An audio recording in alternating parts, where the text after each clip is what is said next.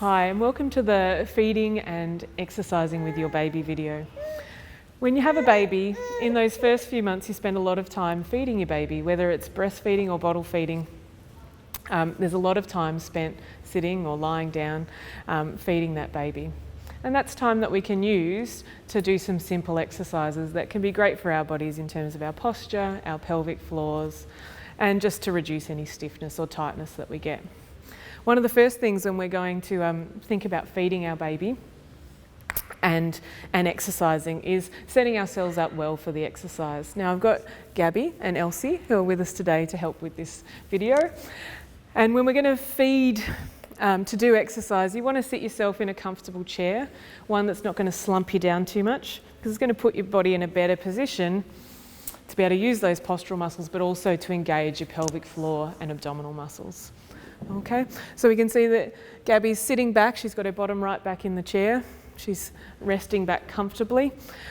She's also got her feet on the floor. We've actually popped them on a step so that she's not having to be up on her toes. So if you're on a chair where you feel like you're having to reach out to the floor, just put something underneath it, a phone book or a little step, so you can rest comfortably, and her knees are pointing forward.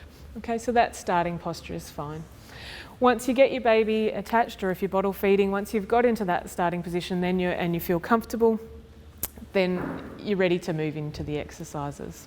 So a good place to start, particularly if you've just recently had a baby and it's very early postnatally, is just to start with some breathing.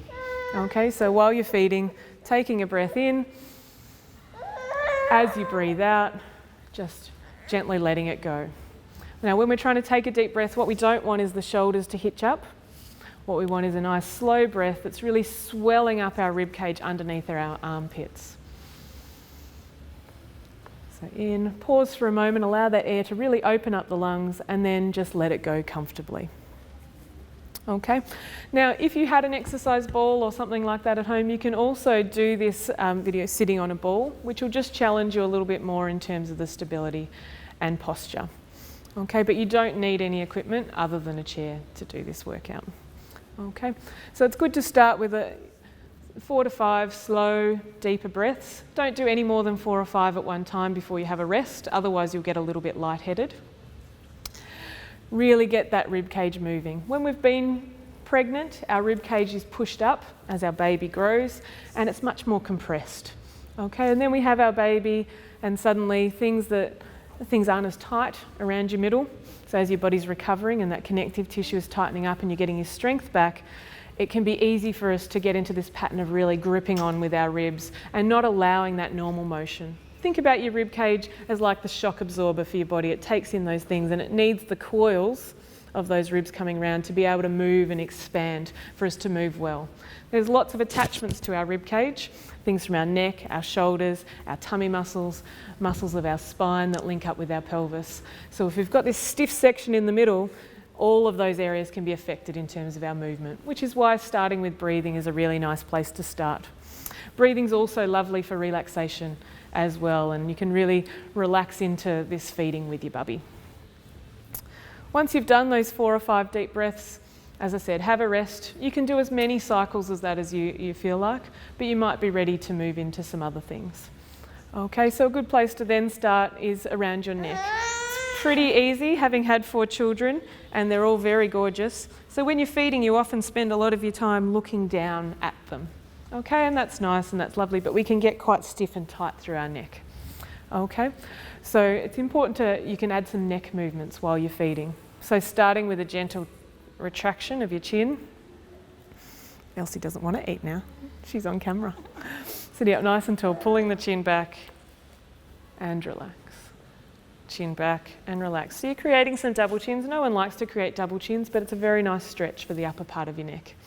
And again, you might want to do 4 or 5 motions of that. You can do more if you feel comfortable or if you feel like there's a nice stretch.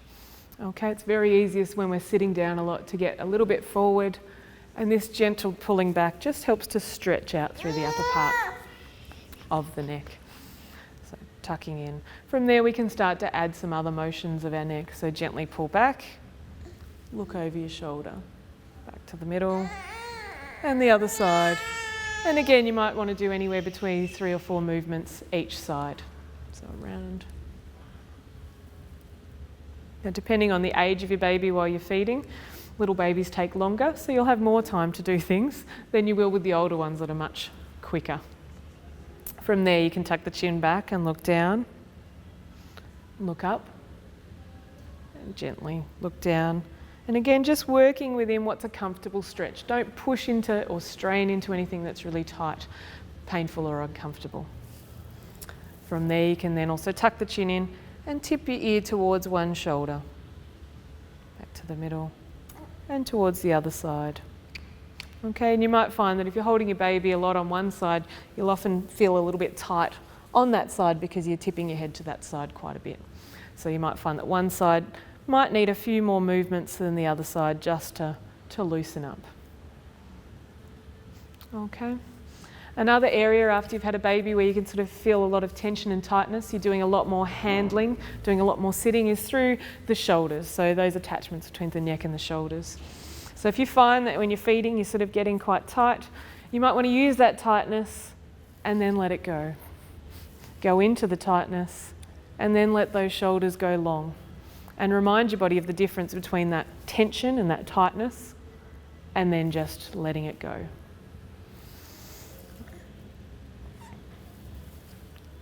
Okay. As you're feeding then you can also add some shoulder rolls. I like to go up, back and down rather than forward because we often tend to be in more forward postures, particularly when we've had a baby. We're changing them, we're leading forward, we're putting them into cars, we're putting them into cots, all of those things. We do a lot of things in front of us. Okay, so it's nice to get some up, back and down and opening up through those shoulders. Too busy, Miss Elsie? When I look around. Up, back and down. Okay, as I said, you can do more or less, and if you find that there's certain areas that are tight for you, you might want to do some more of those motions. The next exercise is a little bit for our posture. Okay, so while you're sitting there, think about your shoulder blades and trying to draw them down and back, just very gently. Okay, so if I go side on, sitting up, we're just trying to just gently pull them down together and back. So think about the bottoms of them, drawing them down towards the base of your spine. Very gentle, very subtle. It's not massive, we don't want to do this big action, just a very small movement down and back. Pause for a moment and then let it go. So gentle, pull down and back.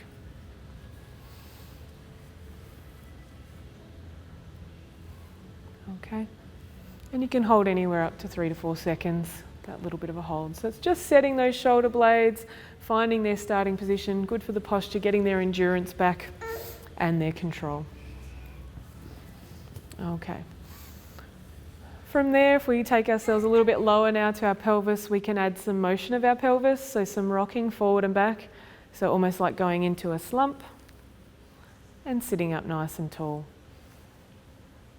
And again, when you've been sitting for a while, particularly in the early phases where a baby's feeding for a lot longer, you might find that this is really nice just to loosen up and change that position. And getting that freedom to move the pelvis is nice as well because it reminds you of the different positions, so you start to recognise when your body's in more of a slump and when it's sitting up a little bit taller. Okay, so finding that motion there, rocking back and forth, nice for easing any aches or tension in the lower spine. Our finishing position for sitting up is having all 3 points of your pelvis in contact with the chair surface or the ball. So your pubic bones at the front, your 2 bottom bones sitting on a triangle, I like to think. All those 3 points need to be in contact with the surface, which then helps you sit up nice and tall. Okay, if you've got a baby, that Elsie might be ready for this one. If they've had a little bit of a feed and they're ready for a burp, we can use the motion of our body, getting some rotation and roll. If you have a windy baby that struggles to get burped, some of these motions can be nice for them. They think it's kind of fun too, but good for you, and you can go in both directions.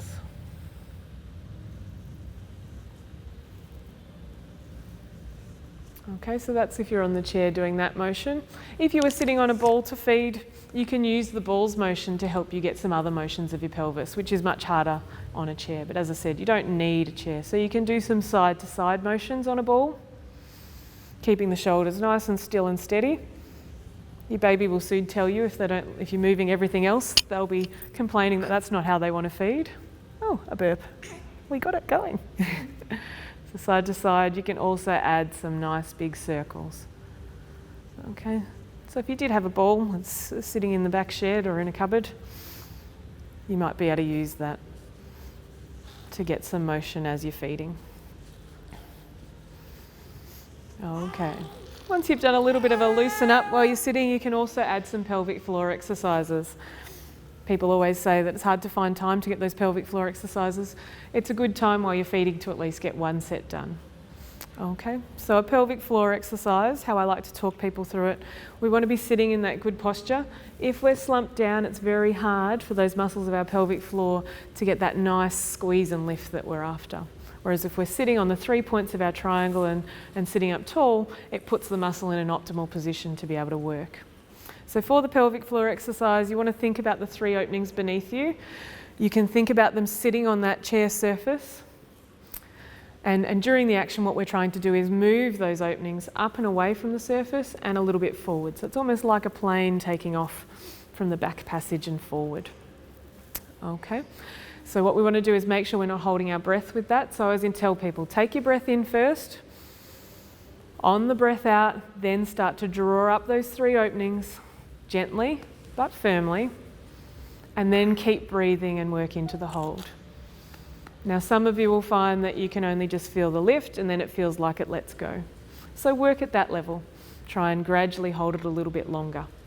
Some people find that they can hold for much longer. So really you need to work into your body in terms of how long you hold and the things that you do. But if it's very early after you've had a baby, aim for 2 to 3 seconds of your hold and then let it go. If you're further down the track, you might be aiming for 4 to 5 seconds. But you can grade that on yourself and gradually increase the time as you're progressing with your recovery. So anywhere up to an 8 to 10 second hold would be very good and a high level to get with this exercise. So you take the breath in.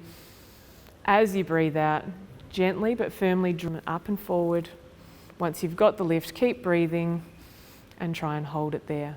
And you should feel, when you're ready to let go, you should feel a relaxing and lowering of that pelvic floor. So those openings should drop back down towards the chair. And it's important you feel the difference, the up and then also the down, and you allow it to completely relax between contractions. What we don't want is it to just be on and tight the whole time, because that tension can cause pain. It will also limit how well that muscle can work. We want it to work when we need it to work, and we also need to teach it how to turn off and not be working when we don't need it to be.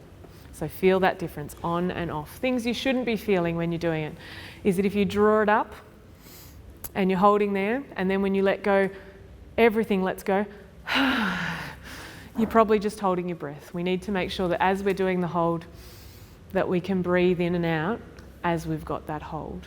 Okay? So a good thing that you could do is, as you're doing the hold, is have a little bit of a chat to your baby or sing a song so that you know that you're not holding your breath. Other things that can be the wrong action and what we're not looking for is really squeezing the bottom cheeks together. So if you're getting that really, like your whole body is lifting with it, then you're really just working those big muscles of your bottom, your gluteal muscles, and not those smaller inner muscles of your pelvic floor. It's a very small, subtle movement. Okay, so you're not after the biggest everything lifting as hard as you can. It's very gentle, but it is firm and a definite lift of those openings. Other things we don't want to do is squeeze the legs together. Again, we're just using the muscles on the inside of your thigh. We want to isolate it to that pelvic floor region. Okay, so we still should be able to breathe. You should feel the contraction, should feel the relaxation, and everything else should be quite relaxed as you're doing it. Okay. Part of the learning of it, if you're having trouble with your pelvic floor, is just try and turn it on, turn it off, and think about finding it and getting that message to your brain and finding that pathway rather than worrying too much about holding at that point. If you're just trying to work out what to do and you're unsure, then just practice the motion on and off until you really perfect it and you know it and it becomes second nature. And then try and work on building it up is a good place to start. If you're feeling really good in terms of the control in your pelvic floor and you feel like you've got that idea of lifting and holding and it's feeling like it's going well, you can hold for anywhere between 5 to 10 seconds and you can do it maybe up to 8 to 10 times, and you're feeling like that's getting easy, you can start to add some other things to challenge it a little bit more while you're feeding. So either in the chair or on the ball, take your breath in, engage, so softly engage that pelvic floor, and then you might want to add with the arm that you're not using to hold your baby, if you're only using one arm, you might want to lift an arm forward, keep breathing, but keep that lift, and then let the pelvic floor go. So as soon as we add some other motion, other muscles come in, and it's going to challenge your ability to use that pelvic floor. So aiming to do that without everything kind of moving with it. So if you are on a ball, you'll find that if you can't control very well, everything will kind of move with it, and you'll know that you need to come back to keeping that ball nice and steady. You're more supported in the chair, and that can be a good place to start. You can do all sorts of things. You can reach forward, you can reach up, you can move around, okay, but trying to maintain that pelvic floor. So adding more challenge. There's no point having a pelvic floor that you can turn on and off, but then you can't do any motion with, because what we need it to do is to work during the daily tasks that we do. You can challenge it further by drawing up that pelvic floor again, making sure you're breathing, and you might add a leg movement. And again, what you don't want to happen is everything kind of move with it. Being able to release that leg from the floor and down. And again, you might do anywhere between 5 to 10 movements on your leg, but we're thinking about our posture. It's not just about the leg movement, it's our posture, making sure we have control, making sure we're breathing, and then being able to move parts of our body whilst maintaining that control but not being rigid. Okay, so remember, good posture is fluid, it's dynamic, it's relaxed, but ready to go and move in the way that you want. And similarly, if you are on the ball again, you'll get that feedback from the ball moving if you haven't quite got that control. So you can lift the leg forward or just touch it forward. You can do lifts to the side, and again, trying to maintain that good posture. And if you're moving a lot, your baby will tell you, because they won't necessarily like the fact that you're moving around too much while they're feeding. You can also draw some circles, you might write your name, doing a whole range of things where one leg is off. And you can also, if you can coordinate all of that, you might do it with arms and legs moving. Okay, you can do same arm and leg or opposite arm and leg, or you might do combinations of circles. So you're only limited by your imagination of the movements that you can add. And how many you do in a row may depend on how long you can hold that pelvic floor or feel in control of that. If you're feeling like there's any bearing down or outward pressure as you're doing that, then you're not up to that level, and you need to come back to some of the easier exercises as you go. So there's some things that you can do while you're feeding and fill in some of the time. Get some exercise while you're providing the nutrients for your bub.